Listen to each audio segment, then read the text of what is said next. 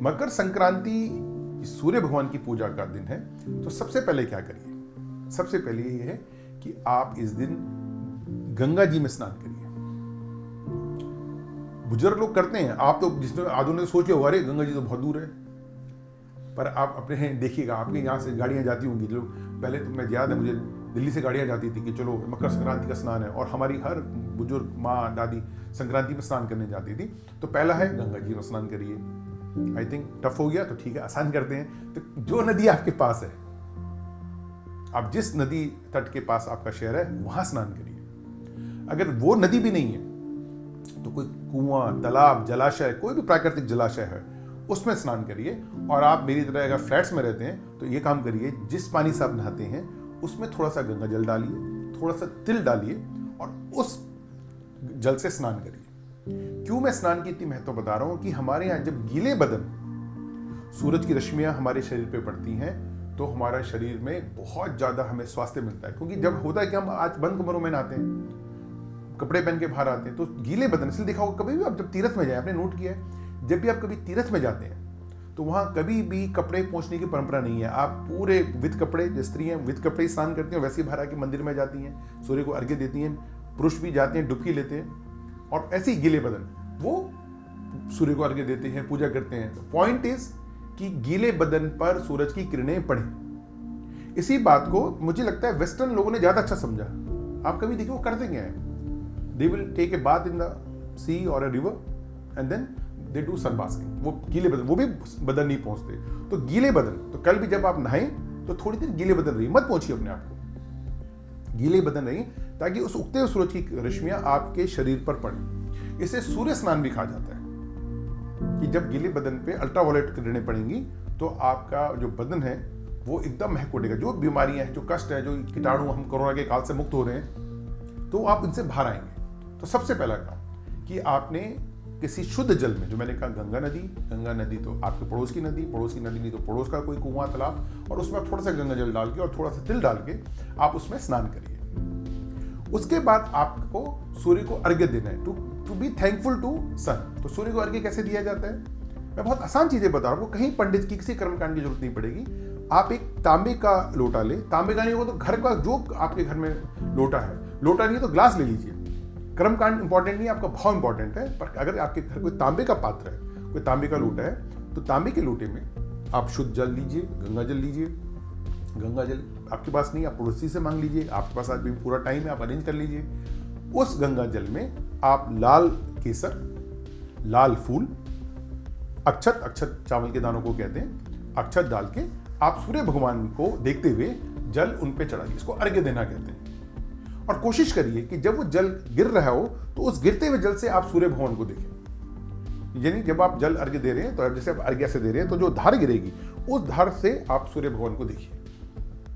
तो इसको हम सूर्य को अर्घ्य देने कहते हैं। इसी अर्घ्य देने के बाद सिंपल सा आप सूर्य भगवान की स्तुति करिए। छोटा सा मंत्र, ओम हरा ह्रीं ह्रौं सह सूर्याय नमः। मैं फिर रिपीट कर रहा हूं, ओम हरा ह्रीं ह्रौं सह सूर्याय नमः। और जो लोग इतना भी नहीं बोल पाते वो ओम सूर्याय नमः ये भी नहीं कर सकते तो आप बोलिए सूर्य भगवान को नमस्कार। इट्स नॉट अबाउट संस्कृत और हिंदी, इट्स अबाउट योर। और कारण क्या है कि जितना ज्यादा आप उस सूरज के आगे रहेंगे, तो पहले आपने अर्घ्य दिया, फिर आपने 108 बार मंत्र बोला।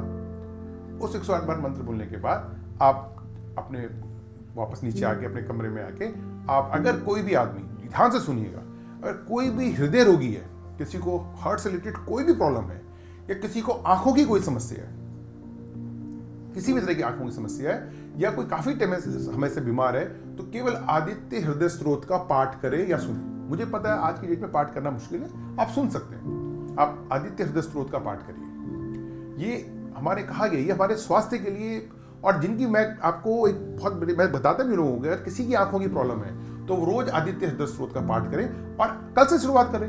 कल एक बहुत अच्छा दिन है, आप सूर्य की उपासना कर रहे हैं। आदित्य हृदय स्त्रोत जो है वो सूर्य की उपासना है। तो आप सूर्य की उपासना ऐसे करके कर सकते हैं कि आपने सूर्य को अर्घ्य दिया, ओम ह्रां ह्रीं ह्रौं सह सूर्याय नमः का जाप 108 बार किया और आपने आदित्य हृदय स्त्रोत सुना। इसके बाद जो अगली चीज है, कल जो इंपॉर्टेंट चीज है हमारे लिए, वो ये है कि हम अपने गुरु, अपने पिता, अपने ज्योतिषी, अपने वैद्य को जाके आशीर्वाद ले। ये हमारे धर्म का, हमारे समाज का सबसे इंपॉर्टेंट पॉइंट है। ध्यान से सुनिएगा, आज जब आप बीमार होते हैं तो आप डॉक्टर के पास जाते हैं और डॉक्टर आपको दवाई देके ठीक कर देता है। और डॉक्टर, देखा जाए आज की डेट में, with due respect to doctors, आज डॉक्टर आपको ठीक नहीं करता, डॉक्टर आपके अंग को ठीक करता है। आज आप डॉक्टर के सामने एक आदमी नहीं है, डॉक्टर के सामने आप एक बॉडी पार्ट है। जो किडनी का डॉक्टर है उसको आपके पेट से मतलब नहीं है, और जो पेट का डॉक्टर है उसको आपके घुटने से मतलब नहीं है। जो घुटने का डॉक्टर है उसको आपकी आंख से मतलब नहीं है।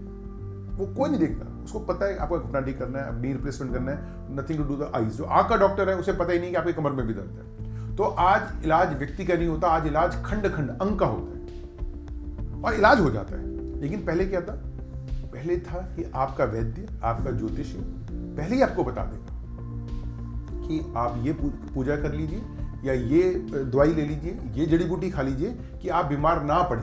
बहुत फर्क है दोनों बातों में। ध्यान सुनिए मैं क्या बोल रहा हूँ। आज आप वैद्य के पास जाते हैं, डॉक्टर के पास जाते हैं, डॉक्टर आपका इलाज कर देता है। लेकिन पहले क्या था कि आप बीमार ही नहीं पड़ते थे, रोकथाम। तो जो वैद्य आपके, क्योंकि गांव बड़ा स्वायत्त होता था, वैद्य को पता होता था कि किसको ठंड की बीमारी ज़्यादा लगती है, किसकी बहू अब प्रेग्नेंट है, किसके बच्चे को सर्दी जुकाम ज़्यादा होता है, तो वैद्य पहले ही बता देते थे कि भाई अब ये आ रहा है। और खान पान से, हमारे यहाँ खान पान बहुत इंपॉर्टेंट है। हर त्योहार के, हर ऋतु का खान पान है। जब भी सर्दी है, आप लोग सब, मैं उम्मीद कर रहा हूँ, तिल के लड्डू खा रहे होंगे, गर्म चीज़ें खा रहे होंगे, सरसों का साग खा रहे होंगे। गर्मियाँ आ जाएंगी तो हम बेल का जूस पियेंगे, हम आम का पन्ना पियेंगे। तो ऋतु का बहुत इंपॉर्टेंट महत्व होता है। हमारे सारे त्यौहार ऋतु बेस्ड भी होते हैं। ये भी बड़ी अच्छी बात है कि हर त्यौहार का सामंजस्य हमने ऋतु के साथ बिठाया है, जबकि बाकी धर्मों में ऐसा नहीं होता। क्योंकि आप सोचिए, अगर त्योहार का संबंध ऋतु से ना हो और कभी होली सर्दियों में आ जाए तो आप होली कैसे मनाएंगे? ठंडे पानी से कौन नहाएगा? ठंडे पानी से कौन गुब्बारा डालेगा?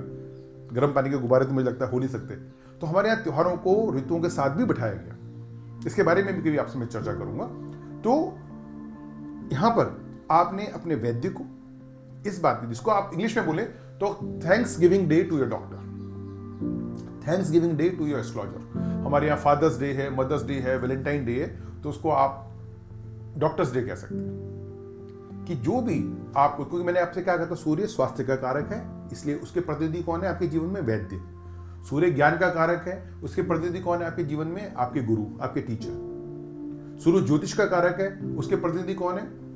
आपके ज्योतिषी, आपका पंडित। और सूर्य मैंने कहा पिता का कारक है, तो उसके प्रतिनिधि तो आपके साक्षात पिता आपके घर में हैं ही। तो इन चार लोगों को, इनसे जरूर आशीर्वाद लीजिए, इनको जरूर, इनके पहुंच छुइए। मैं तो यहां तक कहूंगा कि सूर्य आपके जो सीनियर्स हैं, जो उच्चाधिकारी है, क्योंकि सूर्य राज्य है, सूर्य राज्य है, सूर्य आपके सीनियर्स हैं, आप उनका भी आशीर्वाद ले सकते हैं, उनकी भी ब्लेसिंग ले सकते हैं। आप अगर आप पाँव छूने में आपको हिचक है तो आप उनको हाथ जोड़ सकते हैं। तो ये बहुत अच्छा दिन है संक्रांति, मकर संक्रांति का, कि जो जो सूर्य के कारक हैं, आत्मा, पिता, स्वास्थ्य, ज्योतिष, आप उन सब कारकों के जो प्रतिनिधि रिश्ते हैं आपके पास, उनसे आप उनकी ब्लेसिंग लीजिए। Do like, share and subscribe our channel.